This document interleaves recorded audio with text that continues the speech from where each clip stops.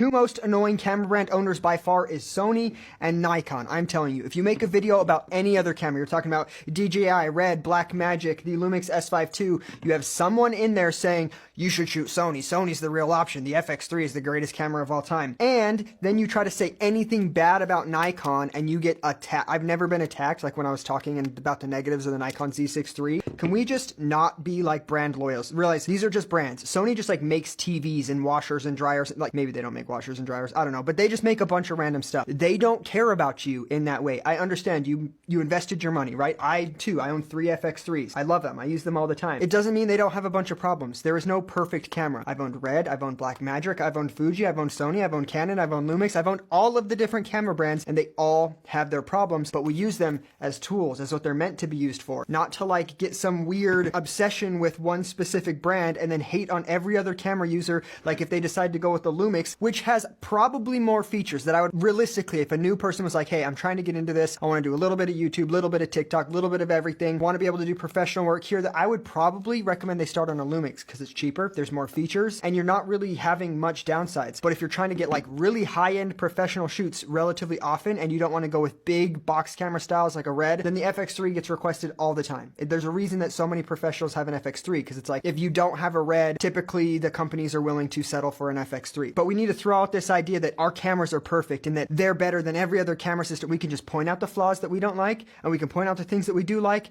and just appreciate that there's competition in the space so there's not one camera brand that doesn't have to do anything new and just leave us plateauing forever. So that's my 2 cents on it. Stop being annoying Sony users. Stop being annoying Nikon users. I'm sure it's a bit there with Canon. I'm sure it's a bit there with Lumix. I just haven't seen it with those 2 brands yet. And then Red's a completely different thing. You meet anyone with a Red and it's like they put off that I'm a rich person energy, but that's fine. I mean, they spent $50,000 on a camera, so I get it.